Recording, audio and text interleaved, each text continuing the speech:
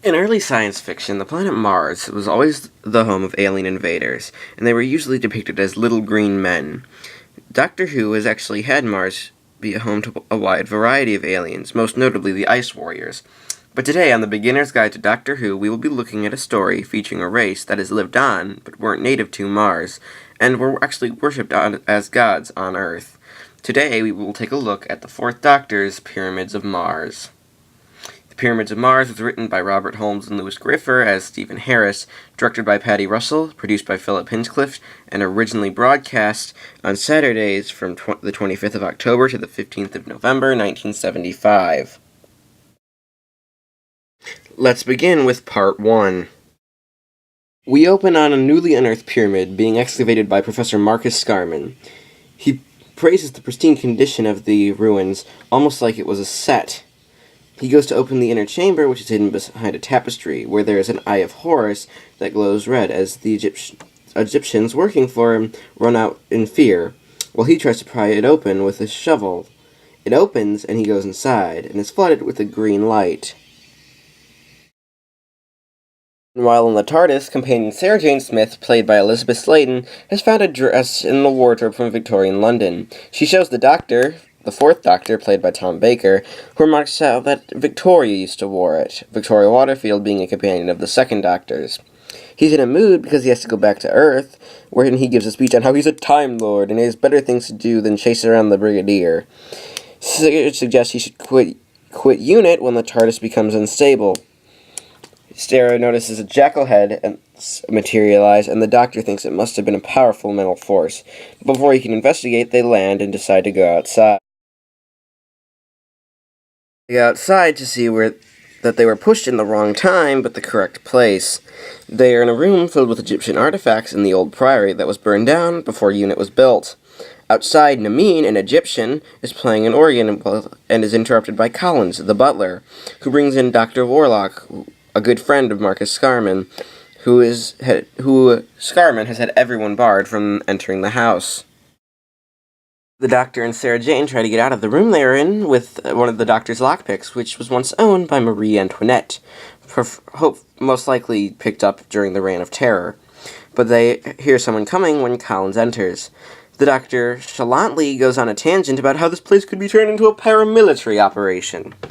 Collins thinks that they were to scout around for Dr. Warlock, and he tells them to watch out. He's afraid of Nameen's wrath, and has them leave through the window, when behind him, a sarcophagus wiggles its way open. The Doctor and Sarah Jane sneak under a window where inside Nameen and Warlock are speaking. Nameen speaks of how ancient presences are gathering, and Warlock threatens to go to the police when in the other room, Collins screams. Warlock and Nameen rush into the room and find him strangled on the floor. Warlock says that he has to get to the police, but Nameen says it is a prophecy, and he holds a gun to Warlock, but the Doctor sneaks up behind him and gets him on the ground with his scarf, and they escape.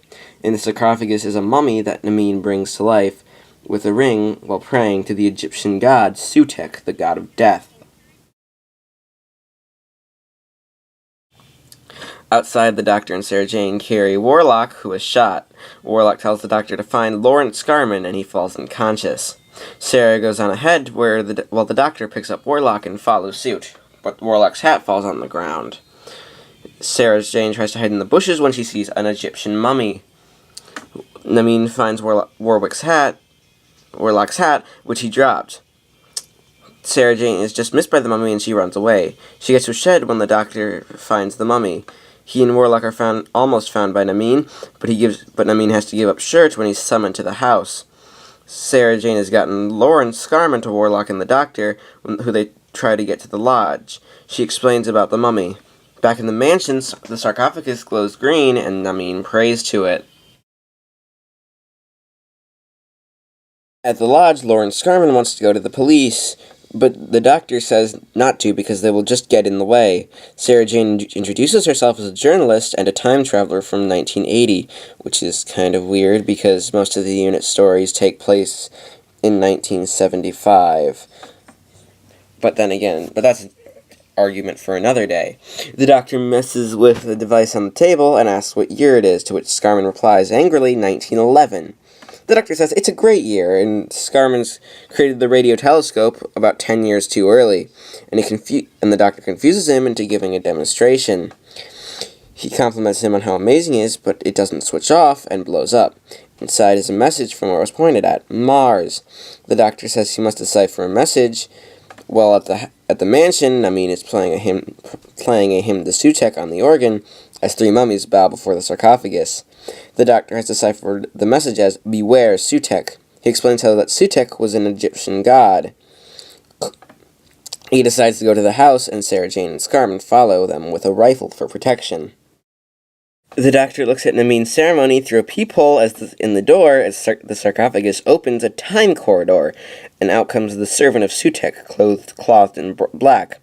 He is smoking at his feet, and he claims he is the servant. He's the only servant of Sutekh who needs no other, and he kills Amin, which, although it establishes a great threat, it's a little weak because we don't care about the guy. The cliffhanger is suspenseful nonetheless. Now on to part 2. The servant, after killing Amin, turns into Marcus Scarman, who has the mummies position 4 urns at the compass points to set up a deflection barrier, so no one can get in or out of the mansion's property. The doctor, Sarah Jane, and Lawrence come out of hiding. The doctor exposits about how Sutekh destroyed his own planet and raised the Assyrians, and left a trail of death across half the galaxy. He said that the Egyptian mythology was just a reflection of the wars of the Assyrian race on Mars, where they built pyramids. He examines the sarcophagus and is nearly sucked into the time corridor, but gets free and passes out. In the woods, a hunter comes across one of the mummies, which has gotten stuck in a bear trap. It breaks open the trap with its bare hands and walks away while the hunter runs in the opposite direction. Lawrence Scarman opens a priest hole to escape in with the doctor. The hunter runs into an invisible force field and falls over. He decides to then turn around and head back towards the mummy. Marcus enters the lodge, and he shows that he isn't quite himself when he says he's come to find the other Scarman, the human. Warwick tells him that he went up to the house with the doctor and Sarah Jane, and Scarman says all humans will be destroyed when a mummy bursts in to kill Warwick, who calls for Lawrence. The hunter hears Warwick scream and runs back into the woods where he loads his gun, and follows Scarman and the mummy. In the priest hole, the doctor comes around and asks where they are, and asks where Scarman's expedition was headed.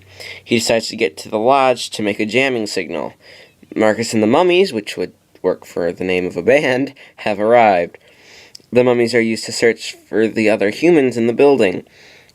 Scarman tries to find the priest hole, but the hunter shoots him in the back through the window, which gives this really cool effect where the bullet goes back in time and drops right in front of Scarman.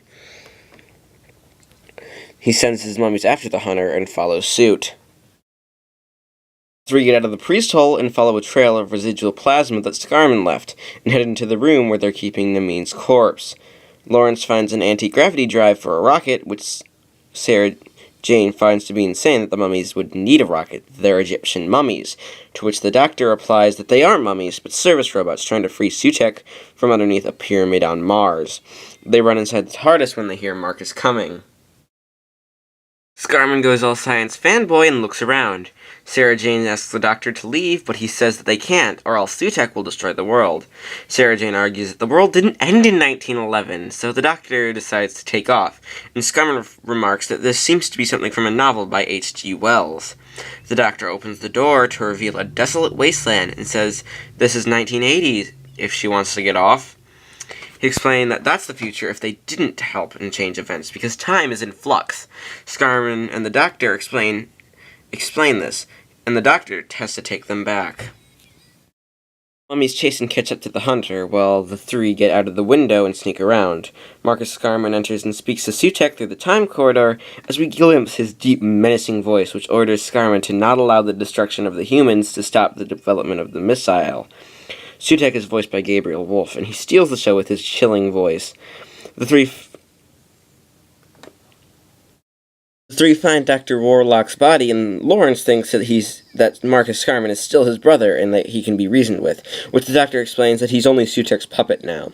Sarah Jane asks why the Osirians didn't destroy Sutek, and the Doctor explains that it was against their code, which is Batman's code, and he is under a pyramid on Mars, and that's what the rockets are aimed at.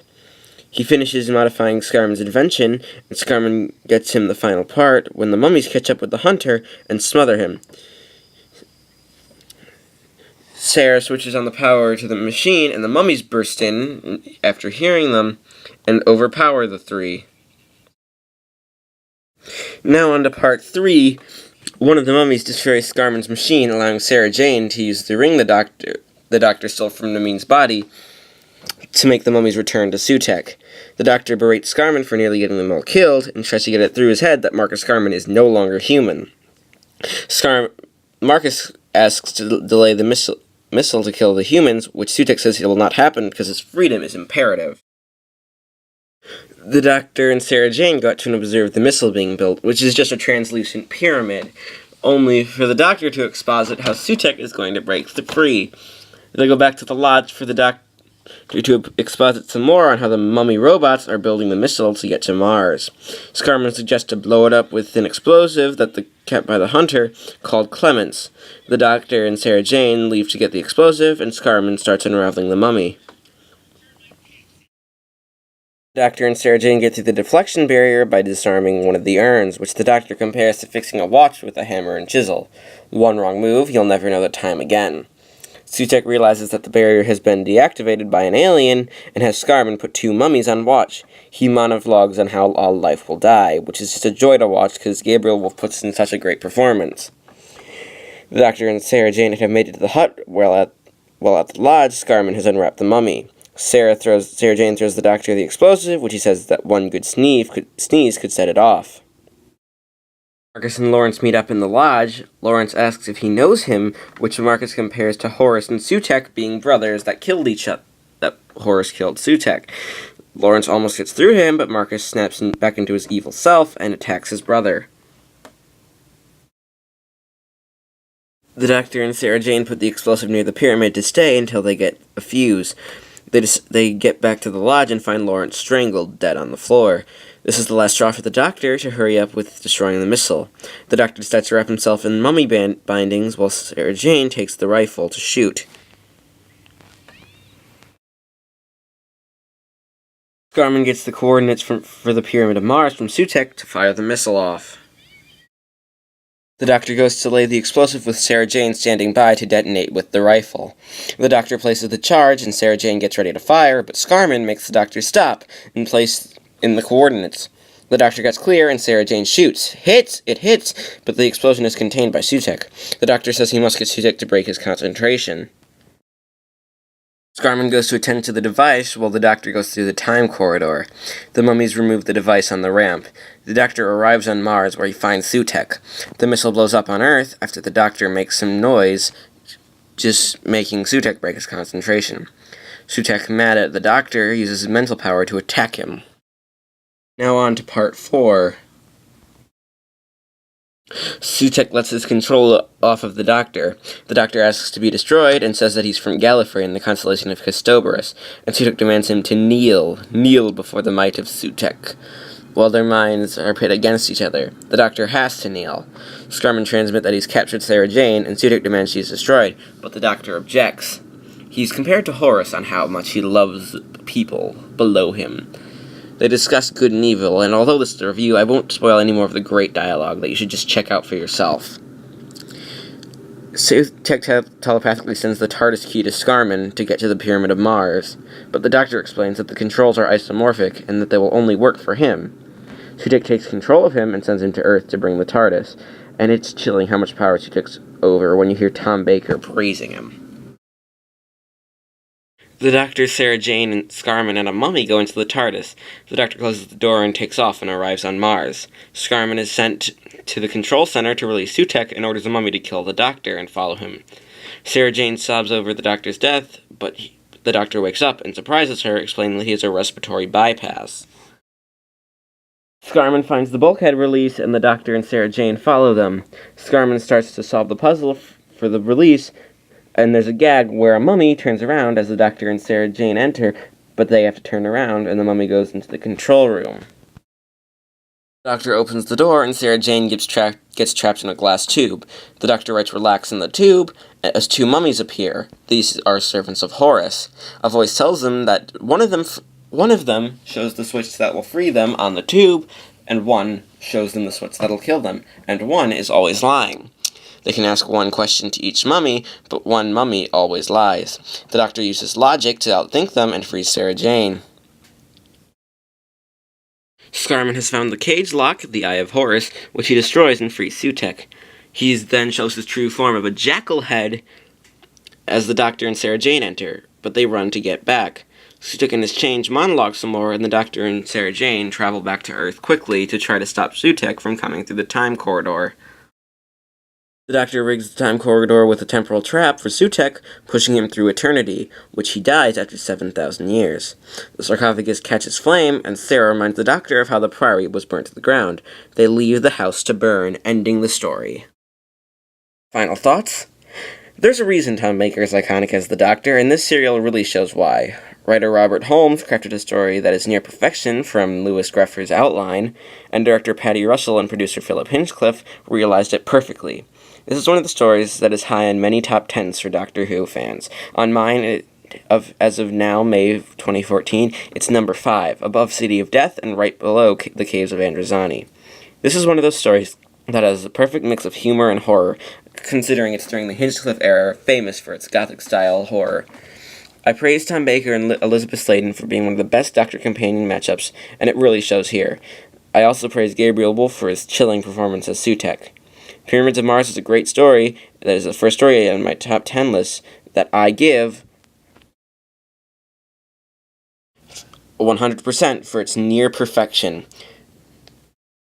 This is a story that's essential to any collection, and it was released on DVD in 2004 in all regions. Thanks for watching The Beginner's Guide to Doctor Who, and I'll see you next time with the 5th Doctor and Resurrection of the Daleks.